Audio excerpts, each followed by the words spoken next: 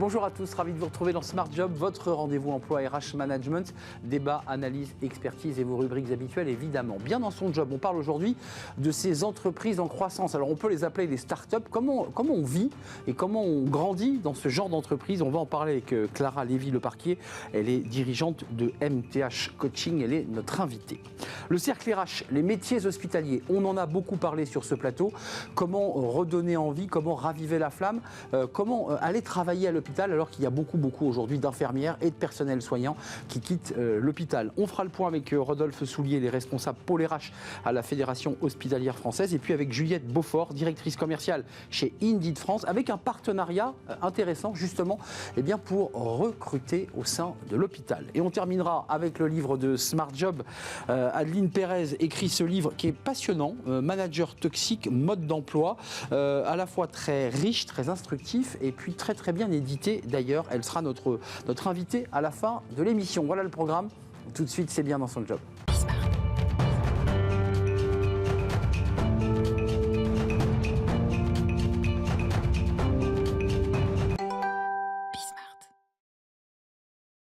Bien dans son job pour parler des startups, en tout cas de ces entreprises en forte croissance avec Clara Lévy-Leparquier. Bonjour Clara. Bonjour Arnaud. Ravi de vous accueillir. Vous êtes dirigeante de MTH Coaching. Vous avez choisi de faire un focus sur ces entreprises.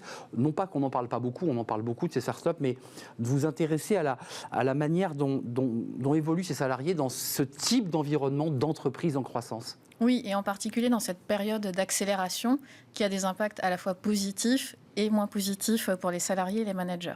Sachant que souvent, quand on intègre une start-up, au départ, c'est une entreprise très centrée sur ses fondateurs, qui sont souvent charismatiques, qui ont un noyau dur, une sorte de garde rapprochée autour d'eux. Et en fait, c'est dès le départ un terreau assez favorable, malheureusement, à des risques psychosociaux, parce que c'est des profils travailleurs, voire travaillomanes. Des personnes très engagées, on cultive un esprit famille, un peu comme à la maison. Et finalement, la frontière équilibre pro-perso est très difficile à avoir parce que on se retrouve... déjà, on travaille beaucoup, on se retrouve après le travail, parce qu'on se connaît, parce il n'y a qu'on plus est de potes. frontières entre vie perso, vie pro, quoi. Donc déjà, de base, on a ce type d'environnement-là. Ça, c'est pour le noyau dur, c'est ceux qui ont fondé, c'est ceux qui ont embarqué l'entreprise à sa création, c'est une aventure humaine. Puis ensuite, en général, dans ces entreprises en croissance, on embauche, viennent se greffer des collaborateurs qui parfois se trouvent un peu perdus dans cette espèce de culture d'entreprise si particulière. Voilà, il y a comment est-ce qu'on intègre les nouvelles personnes et puis comment on gère cette hyper-croissance, à la fois pour ceux qui étaient là au début et pour tous ceux qui vont arriver. Donc il y a un côté hyper exaltant, on est dans les pionniers, on fait partie d'une grande aventure, il y a plein de challenges, de défis. Et puis c'est souvent aussi l'occasion d'avoir des responsabilités qu'on aurait difficilement pu avoir dans un autre type d'entreprise. Donc ça, c'est un ensemble de côtés positifs. On a des missions transverses, on a un peu couteau suisse. Et en même temps, ce que ça veut dire aussi, c'est que tout va très vite, les cycles sont accélérés. Et souvent, alors encore plus s'il y a une levée de fonds, il va y avoir des recrutements massifs. Alors avec parfois des erreurs de casting. Et puis aussi les problèmes que vous souleviez d'intégration de toutes ces nouvelles personnes. Et en même temps, on fait aussi souvent monter très vite ceux qui étaient déjà là. Et ils ne sont pas forcément préparés à leurs nouvelles responsabilités. Donc, ça casse. Voilà. Enfin, ça peut casser. Et donc, il faut être hyper vigilant à tout ce que ça peut impliquer chez les salariés, mais aussi chez les managers. Il peut y avoir beaucoup de pression, une très forte charge de travail qui peut créer donc de la surcharge mentale, un surinvestissement. Ça peut être aussi... Des burn-out. Parlons-en, rentrons dans le sujet, parce que vous dites quand même, et c'est votre focus, c'est qu'il y a quand même des risques RPS dans tout ça. C'est-à-dire que la grande aventure humaine peut laisser aussi des gens sur le quai. Oui, c'est ça, parce qu'en fait, dans les RPS, ils sont de trois types. Ils sont sociétaux, organisationnels, individuels. Et finalement, on regroupe pas mal de risques psychosociaux organisationnels, de facteurs de risque, psychosociaux organisationnels, avec une forte intensité de travail, une forte charge émotionnelle, alors à la fois avec de l'exaltation, mais aussi pression. Et puis une intensité du travail qui est Avant de nous quitter, Clara, comme c'est une question qui est fondamentale chez nous, est-ce que ces entreprises, dès le départ, vous nous dites, elles démarrent, tout c'est un peu empirique, il y a une passion, il y a une aventure, est-ce que assez rapidement, le conseil que vous leur donneriez à ces dirigeants, c'est de s'entourer, je sais pas, d'un chief officer, d'un DRH, de ne pas avoir peur? Parce que souvent, le mot DRH fait un peu peur. On se dit, mais je démarre ma boîte, j'ai pas besoin de DRH. C'est souvent une des personnes qui recrutent tardivement. Et c'est une grosse erreur. Alors évidemment, on peut commencer par s'appuyer sur des conseils RH externes, mais en tout cas, le recrutement, c'est crucial dans ces phases-là. Et ensuite, ce qu'il faut faire très rapidement aussi, c'est structurer le management. Souvent, ce qu'on voit, nous, parce qu'on accompagne des entreprises comme ça, c'est qu'ils n'ont même pas pris le temps, les dirigeants, de définir ce qu'est le rôle du manager, ce qu'ils attendent d'un manager. Donc, même les personnes qui sont propulsées managers ne savent même pas ce qu'elles doivent faire, qu'est-ce qu'on attend d'elles. Donc, ça peut sembler la base, mais c'est souvent ce qui manque. Et ensuite, accompagner les managers, développer leurs compétences, et puis aussi faire attention à tous ces facteurs de risque, à la charge de travail. Donc, prévention et accompagnement. Prévention et accompagnement, exactement. Donc ça veut dire qu'il faut quand même que quelqu'un dans la boîte, pour terminer, soit un peu observateur des signaux faibles ou des difficultés des collaborateurs. Et ce n'est pas toujours le cas du dirigeant. Et c'est pour ça que c'est important dans la prévention de sensibiliser aussi les managers à ce que sont les signaux faibles. Par exemple du stress, du burn-out. Mais eux-mêmes, ils sont les premiers touchés parce qu'il y a une étude qui montre que 70% des fondateurs de start-up sont touchés par des problèmes de santé mentale, donc c'est quand même énorme, 3 sur 4, et 37 par de l'anxiété. Donc, parce qu'eux sont dans la tête dans le guidon et ont des enjeux si forts qu'ils se mettent en danger physique. Oui, et puis en fait, ils ont des objectifs très court terme, de rentabilité extrêmement forte, et souvent, ils ne sortent pas la tête de l'eau, quoi. Merci Clara de nous avoir éclairé. Puis c'est un message aussi envoyé à tous ceux qui sont aujourd'hui la tête dans le guidon. Pensez de temps en temps à la relever et soyez vigilants. D'abord avec vous-même, prenez soin de vous pour peut-être ensuite prendre soin des autres. Merci Clara d'être venue nous rendre visite. MTH Coaching, merci et je vous dis à très bientôt parce que je sais qu'on va se revoir. On tourne une page, c'est le cercle RH et c'est le débat avec une question sans réponse. Comment recruter et comment recruter massivement au sein des hôpitaux? On va en parler avec mes invités. C'est un peu un casse-tête et on va en parler avec eux, avec des initiatives très concrètes pour donner envie justement à des femmes et à des hommes de travailler au sein de l'hôpital public. On en parle, c'est le cercle RH et c'est tout de suite.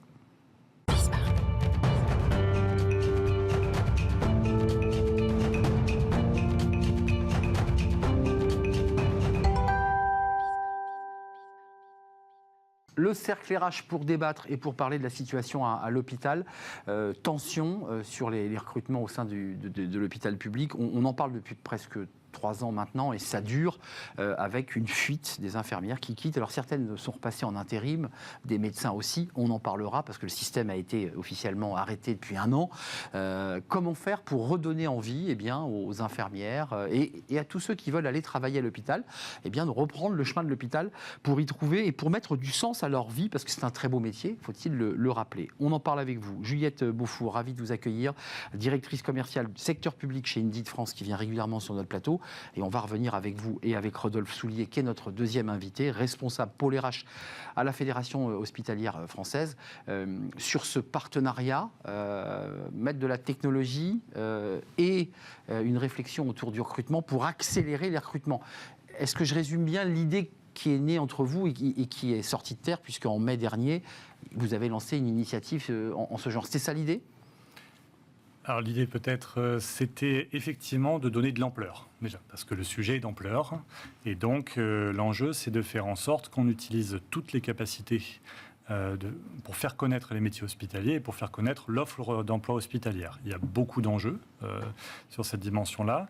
Il y a des enjeux qui sont de l'ordre de la connaissance des multiples métiers. C'est un premier sujet. Et puis ensuite, il y a la capacité à toucher tous ceux qui cherchent une nouvelle aventure professionnelle, qu'ils soient jeunes ou moins jeunes. Et effectivement, les plateformes comme Indeed servent aussi à ce type d'approche. Juliette, on connaît Indeed, faire se rencontrer l'offre et la demande. Et là, l'enjeu pour les hôpitaux, c'est justement d'attirer, donc faire se rencontrer des postes vacants et parfois des salariés qui ne savent pas où aller et peut-être trouver le poste qui leur convient. L'objectif, c'est ça. Oui, l'objectif, c'est tout à fait ça. Chez Indeed, notre objectif, c'est d'aider les gens à trouver un travail. On est la première plateforme de recrutement et de matching dans le monde et en France. On compte l'audience la plus large en termes de chercheurs d'emploi actifs. On a près de 7 millions de chercheurs d'emploi actifs en visite unique chaque mois. Et à l'occasion du partenariat qu'on a pu mener avec la FHF, qu'on a reconduite pour la 2e édition cette année à l'occasion du Salon Santexpo, on a permis aux adhérents, donc établissements publics hospitaliers, de rencontrer des centaines de candidats directement sur le salon en profitant de solutions concrètes pour les aider à mieux recruter aussi dans la durée. Mais juste, je me tourne vers vous. On a fait l'émission et des émissions régulières sur la crise hospitalière. Vous qui observez ce sujet, qui en êtes un expert, la cause c'est quoi? Puisqu'on a vu des augmentations de salaire, puisqu'il y a eu un Grenelle, une augmentation de salaire conséquente, et pourtant ça ne suffit pas. Qu'est-ce qui se passe? C'est un problème d'organisation? C'est un problème de revalorisation, de donner un peu plus d'autonomie peut-être au personnel soignant? Alors il y a forcément plusieurs aspects, comme toujours dans les sujets d'attractivité. Le premier élément peut-être à partager, puisqu'il est très récent, dans une enquête que la FHF a menée cet été, c'est qu'on a quand même des signaux encourageants pour l'année 2023 sur la reprise des recrutements. Les établissements... À l'hôpital. À l'hôpital. À l'hôpital et dans le secteur médico-social, même si c'est un peu plus marqué à l'hôpital. Les établissements ont notamment un peu mieux recruté en sortie d'école. Ça, c'est un point qui est important, puisque notamment chez les soignants, une grosse partie du recrutement aujourd'hui se fait immédiatement une fois qu'on est diplômé. C'est ça. Ce qui témoigne vraisemblablement de deux choses. La première, c'est que le renforcement des efforts faits par les établissements produit ses effets. Marque employeur, attractivité. Marque employeur, attractivité, démarche d'aller vers, dont celle qu'on a identifiée juste avant avec Indeed, mais également journée porte ouverte, action en direction des lycées. Enfin, voilà, tous ces éléments-là rentrent en ligne de compte. Vraisemblablement que les effets du Ségur de la santé jouent aussi. Vous l'avez évoqué, il y a eu un rééquilibrage sur la partie rémunération. Et puis peut-être, et ça c'est peut-être des choses qui sont plus profondes, mais vous le disiez en introduction, ces métiers, les valeurs qu'ils portent, sont des métiers qui entrent en résonance aussi avec peut-être des aspirations sociétales aujourd'hui. Et autant on a des professionnels nouveaux qui veulent s'y engager, peut-être aussi que l'on observe, on a un petit frémissement sur cet aspect-là, des professionnels qui reviennent aussi dans l'environnement hospitalier, après une période un peu particulière qui était celle du Covid, où peut-être on s'était interrogé sur la suite des événements. Juste d'un mot, j'évoquais tout à l'heure la fin de l'intérim, qui avait été un sujet de contournement pour gagner plus, on le sait, on partait en intérim, on faisait des missions courtes, mais mieux rémunérées, ça a été supprimé, et je lis dans Le Monde qu'une autre formule juridique de contournement permet de faire à peu près la même chose et de contourner le contrat, c'est-à-dire qu'on n'y arrive pas, quoi. Non, Juliette. Pour donner un point en effet sur l'intérim, on sait qu'aujourd'hui c'est des solutions qui ont été prises de très plébiscitées. Très plébiscitées à la fois pour certains candidats parce qu'ils s'y retrouvent financièrement, donc ça soulève la problématique liée à la rémunération, mais aussi de la part de certains établissements parce que c'est une solution court terme. Donc c'est une solution court terme pour pallier un certain nombre de postes à pourvoir en nombre important, mais qui pour autant sont très coûteuses et qui fragilisent aussi la structure des établissements sur le plan des effectifs, de la cohésion, de l'engagement des personnes qui sont là. Donc on sait qu'avoir une stratégie claire de recrutement, ça nécessite de pouvoir avoir des objectifs hyper définis. Qu'est-ce qu'on veut obtenir sur les délais de recrutement, sur le turnover, sur la réputation, sur le volume des candidats qu'on reçoit, sur la qualité. Ça nécessite aussi d'avoir des moyens en face qui peuvent être des moyens financiers et donc qui représentent un coût. On sait que le déficit des hôpitaux publics est plus à démontrer et est sans précédent. Mais bon, on arrive au budget, là. Nécessaire. On entend déjà des déficits abyssaux sur lesquels il va falloir évidemment trouver des solutions. Mais quand même, sur cet enjeu-là de recrutement, c'est le salaire. Vous n'avez pas répondu. Est-ce qu'il faut de nouveau refaire un Grenelle 2? Parce que les personnels hospitaliers vous disent, même lorsqu'ils viennent postuler, vous disent c'est trop juste encore. Vraisemblablement que les apports du Ségur ont permis quand même ce rééquilibrage-là. Et aujourd'hui, c'est plus forcément le premier sujet. Alors bien sûr, la question de la rémunération rentre toujours dans le top 3 des motivations du futur recruté. Mais les enjeux, ils sont probablement plutôt de l'ordre de l'organisationnel, effectivement, et de l'ordre de la répartition de la contrainte, ou ce qu'on pourrait appeler l'exigence du service public. Vous évoquiez l'intérim. Alors, petite précision, l'intérim n'a pas été interdit. Non. Il a été encadré. De manière importante et de manière un peu différente. Tellement encadré qu'on le contourne. Alors, de manière un peu différente entre l'intérim médical, qui lui a été cadré sur les honoraires, et l'intérim paramédical, qui lui a été rendu interdit aux jeunes diplômés pour une période donnée. Mais il est toujours possible.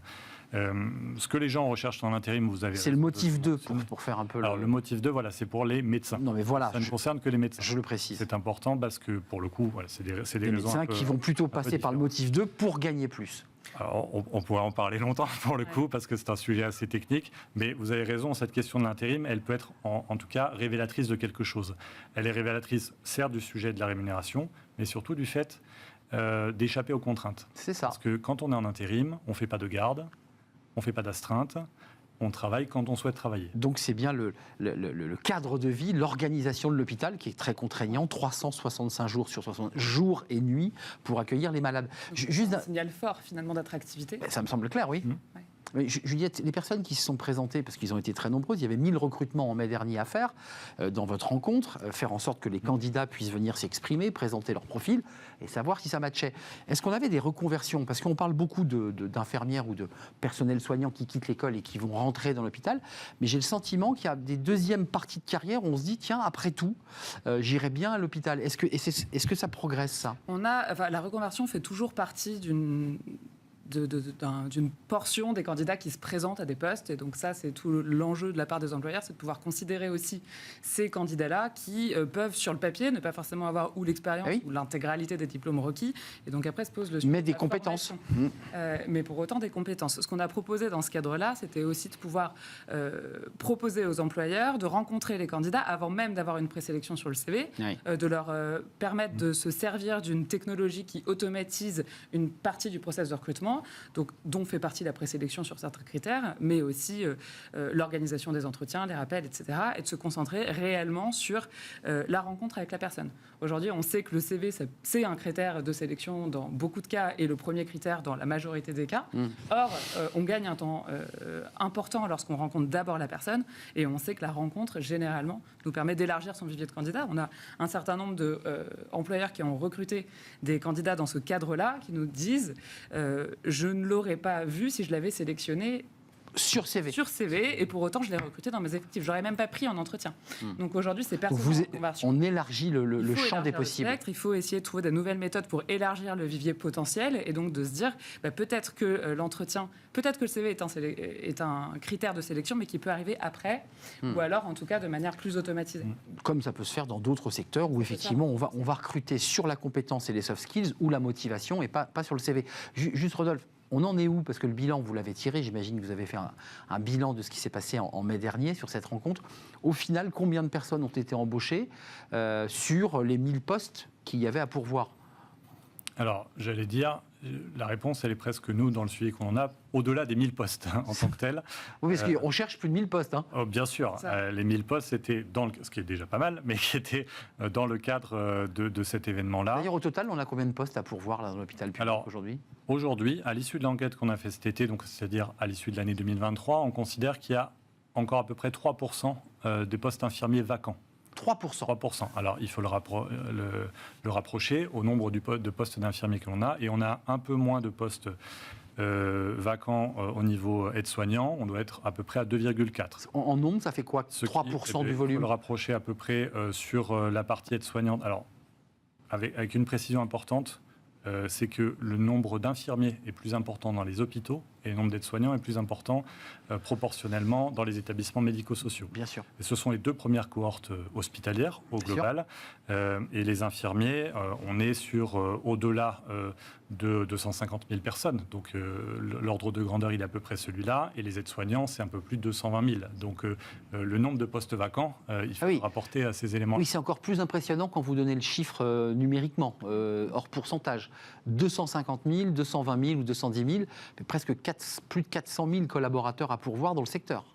Ce n'est pas les postes à pourvoir, là. C'est l'ensemble des postes qui existent. D'accord, mais combien de postes? D'accord, donc ça fait quoi? Ça fait 40 000 postes? 20 000 postes? Ça fait un peu moins que ça, globalement. On fait le calcul, on sort la calculette? J'ai quelques chiffres peut-être là-dessus. Je regardais justement sur le mois d'août, dernier, ce qui se passait sur les postes en infirmier, typiquement. Sur la France entière, on avait 22 000 emplois sur Indeed d'infirmiers.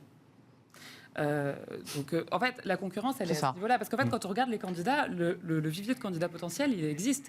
On avait en face 162 000 candidats qui consultaient ces offres. La différence, c'est le ratio. C'est qu'en fait, le problème, c'est la visibilité et c'est de s'assurer d'être considéré de la part de ces candidats-là. Avant de nous quitter, Santexpo 2024, c'était en mai dernier. Est-ce que vous dites, vous, FHF, parce que Indeed, j'imagine que souhaite poursuivre l'aventure, est-ce que vous dites on continue cette aventure, je dirais en mettant de l'IA génératif pour déblayer le lourd, et ensuite on fait vraiment des entretiens? Est-ce que vous dites on y va, on continue? Alors, Santexpo, c'est une aventure... Sans vous prendre au piège. Hein. Non, mais Santexpo, c'est une aventure qui est ancienne, donc il y aura un Santexpo 2025. On est là, non, mais sur cette rencontre Indeed. Et il y a l'aventure avec Indeed, elle s'inscrivait dans ce qu'on appelle le village des métiers. C'est ça. met en valeur ces approches-là. Évidemment, on est toujours dans la logique de le développer et donc toujours dans la logique d'y accueillir tous les partenaires de bonne volonté. Juliette Beaufort, un mot de conclusion. Ce secteur hospitalier, c'est quoi? C'est un focus particulier que vous faites chez Indeed? Parce qu'on voit qu'il y a une très forte tension et que si on ne pourvoit pas ces postes, c'est la qualité des soins qui est évidemment... Oui, on a toute notre attention est évidemment portée aussi sur ce secteur. On accompagne l'ensemble des employeurs privés comme publics et on a une équipe dédiée au secteur public où on accompagne les 3 versants de la fonction publique. Pour autant, dans le cadre des partenariats qu'on peut nouer, on s'intéresse évidemment de près au soutien de la fonction publique hospitalière. Donc oui, ce sont des choses qu'on fait et puis surtout qu'on sait qu'on a des solutions efficaces qu'on peut mettre à disposition de ces établissements. On le voit à travers les chiffres que nous avancent également les employeurs qu'on accompagne. Donc c'est quelque chose qu'on veut pouvoir reproduire à plus grande échelle. On se retrouve en mai prochain peut-être pour Santexpo pour voir où vous en êtes, parce qu'il y a un effort effectivement de fait et que les salariés tout doucement commencent à se tourner, lentement certes, mais se tournent vers le secteur hospitalier. Merci de nous avoir rendu visite. Merci à vous Juliette Beaufour, directrice commerciale secteur public chez Indeed, et merci à Rodolphe Soulier, responsable pôle RH au sein de la FHF, la Fédération hospitalière française. Merci à vous. On termine avec une petite touche sucrée à travers un livre, le livre Smart Job, Manager toxique, mode d'emploi, écrit par Adeline Pérez, et elle n'a pas sa langue dans la poche.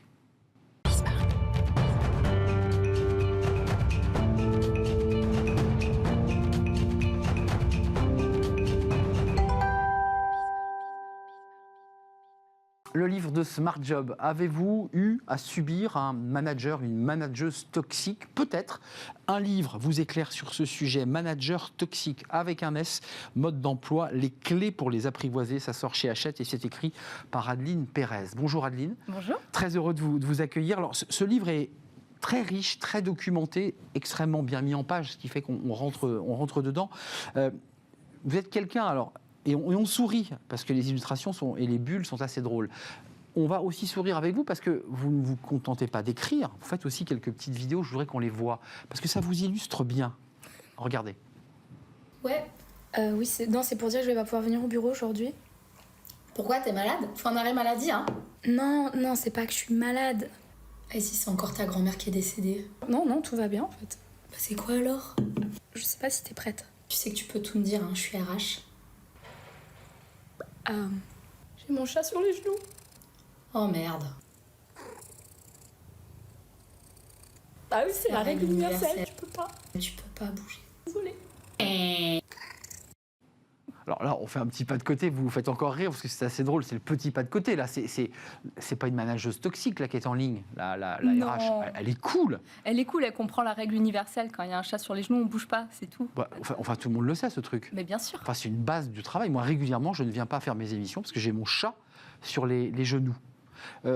Revenons quand même à votre livre, parce qu'il y a de l'humour, mais juste d'un mot, vous, dans votre parcours, vous avez eu à subir un ou des managers toxiques qui fait qu'aujourd'hui, vous écrivez ce livre extrêmement bien fait, où vous vous êtes dit que c'est un sujet de société dont il fallait s'emparer? Oui, bonne question, c'est un peu des deux. Moi, j'ai plus été victime de managers toxiques qu'autre chose. Mais c'est vrai qu'en étant sur les réseaux, les abonnés vont... Il y a une proximité qui se crée et ils vont venir me raconter leurs anecdotes. Et c'est là où je me suis dit... on est quand même beaucoup à avoir des histoires galères. Et j'avais envie de sortir... En fait, c'est ma thérapie, ce livre. C'est tous les conseils que moi, j'aurais aimé savoir dans ma carrière. Et voilà, moi, je suis juste passée sous le bulldozer du management toxique. J'ai pas su forcément quoi faire. Et je trouve que dans ce livre, j'ai trouvé les réponses à mes questions. Et bon, bah, moi, c'est trop tard, c'est foutu, mais je peux peut-être en aider certains. Alors, il y a beaucoup de choses assez drôles parce que vous mixez aussi des phrases célèbres de cinéma, de films qui nous détendent un peu. On se dit, mais oui, ça a été dit dans ce film-là. Les vraies phrases, ensuite, dites par des managers. Et puis, il y a quand même des sujets où vous rentrez vraiment dans le cœur des choses. C'est pourquoi ça tombe toujours sur moi? Parce qu'on l'a tous vécu dans une entreprise, c'est une personne ciblée. Et là, vous expliquez quand même qu'il y a aussi des processus où il y a des typologies, je dirais presque freudiennes, qui fait que la personne, étant petite, a pu elle-même subir, être victime d'un père un peu autoritaire, et qui va finalement accepter plus de choses que sa collègue assise à côté d'elle. C'est un peu ça l'idée. Oui, complètement. Et c'est vrai qu'il y a toujours ce syndrome du bon élève ou de la bonne élève, où on est habitué à être assez docile, on veut tout bien faire, on sourit, surtout pas faire de vagues en entreprise. En fait, on veut garder son taf et on dit rien, et on fait tout ce que le boss veut, enfin vraiment, on lui facilite la vie. Et c'était vraiment ma personnalité, et j'avais demandé à une amie psychologue justement de m'éclairer sur pourquoi on est comme ça. Et je suis contente d'avoir eu sa participation aussi dans le livre pour comprendre. Je précise que c'est très intéressant ce qu'elle explique et ça permet aussi de peut-être prendre du recul sur sa propre histoire et de se dire, alors qu'est-ce qu'on se dit à ce moment-là? On se dit, il faut que j'ose. Vous qui avez écrit ce livre, on ose, on dit, on verbalise, qu'est-ce qu'on fait? Il y a une part de responsabilité à prendre, hein, et c'est aussi un peu le rôle de, quelque part, alors pas dans tous les cas, mais souvent on se positionne en tant que victime. On se replie. Là, on se demande qui c'est un peu la personne toxique, puisque finalement, selon le profil de manager qu'on a, il fait juste son taf. Et nous, on va tout prendre personnellement et râler. Et finalement, on s'enferme dans un cercle vicieux où mon chef, il est trop méchant. Et moi, je suis trop gentille. Et c'est pas aussi simple. Et je pense que là, ça donne des clés pour prendre un peu de recul. Est-ce que ce serait pas aussi un peu moi le problème? Ça dépend, hein, je veux pas faire du vite. Non, mais c'est intéressant quand même de s'introspecter. Oui. C'est essentiel, parce que ce n'est pas toujours la faute de l'autre. Vous dites aussi, c'est un élément que je trouve aussi très intéressant, parce que ça veut dire aussi qu'il y a une espèce d'équilibre dans le livre, qui est de dire, mais on est à la fois victime, on peut être victime, mais on peut être aussi victime et bourreau en même temps. Oui. C'est compliqué. Là aussi, ça demande une réflexion sur soi-même. Ouais. Et c'est le fameux triangle de Karpman. De Karpman, exactement. Où on est bloqué dans ce triangle entre trois rôles. Un coup, on est la victime, un coup, on est le persécuteur, un coup, on est le sauveteur. Et on est un petit peu... Et il faut sortir de ce triangle-là pour avancer. Avec une illustration, je précise dans votre livre, qui, pour ceux qui ne connaissent pas le triangle de Karpman, est très bien illustré, bien raconté, en mots très simples. Concrètement, le message que vous avez envie de faire passer à travers ce livre, c'est lisez-le évidemment, parce que c'est un énorme effort que d'écrire un livre, mais les grandes règles, c'est quoi pour lutter contre un manager toxique? C'est le verbe, c'est le silence, comment on fait? Oui. Alors, c'est pour ça qu'il y a toute une partie où j'explique les différents profils de managers, parce qu'on va pas avoir... Le sans formation, parce que... Celui qui est trop stressé, celui qui a un ego surdimensionné, celui-là on le connaît tous, celui qui est juste politique. Et je pense qu'il y a des stratégies à adopter qui sont très variables selon la personne qu'on a en face. Et peut-être que votre manager, il n'est pas du tout toxique, juste c'est un profil dominant, les profils rouges selon la théorie du disque. Ça ne veut pas dire qu'il est toxique, juste il est business is business en fait, il n'y a pas de... Mais là, vous en parlez comme si on était dans l'entreprise et qu'on était en off à la machine à café et que vous me décryptiez les choses, et c'est très intéressant. Oui. Mais ça oblige quand même l'interlocuteur à avoir ce pas de côté et, comme vous le dites si bien, de ne pas tout prendre pour lui. C'est difficile, ça. Oui, c'est difficile. Mais dans cette situation, il faut arriver à prendre du recul et à analyser la personne qu'on a en face pour mettre en place la bonne stratégie. Après, c'est des stratégies qui ont été mises en place par certaines personnes, mais... seule la personne qui vit la situation saura ce qu'il faut mettre en place. Et la typologie des 16, il faut le préciser. Il y a le manager, il y a sa personnalité et ce qu'on est capable de faire ou pas. Parce que oser, oui, mais est-ce qu'on en est capable? Est-ce qu'on a géré l'émotionnel? Parce qu'arriver dans le bureau du boss et genre tout vomir, c'est contre-productif. Clairement. Il ne va rien se passer de bien. Et il y a trop d'émotions. Et il y a trop d'émotions. Donc oui, il faut verbaliser. Oui, il y a des choses à mettre en place, mais il y a aussi un travail de self-care, prendre soin de soi, gérer son stress. Et savoir aussi ce qui est normal ou pas, parce que moi je me rends compte des fois on perd la notion de c'est normal ce qui se passe ou pas, on ne sait plus. Exact. Et là ça donne un peu des clés sur... Et gérer le temps, Aldine Pérez, gérer le temps. Et oui, parce qu'il faut gérer le temps. Je vous remercie. Merci d'être venu nous rendre visite. C'est un vrai plaisir. Avec plaisir. Manager toxique avec un S, mode d'emploi, les clés pour les apprivoiser. C'est chez Hachette. Et c'est écrit par Adeline Pérez avec des illustrations très marrantes. Merci à vous. Nicolas Juchat va me tirer l'oreille. Je le remercie. Je remercie toute l'équipe, évidemment. Je remercie au son notre amie réalisatrice à la réalisation. Merci à vous. Je vous dis à très bientôt. Bye bye.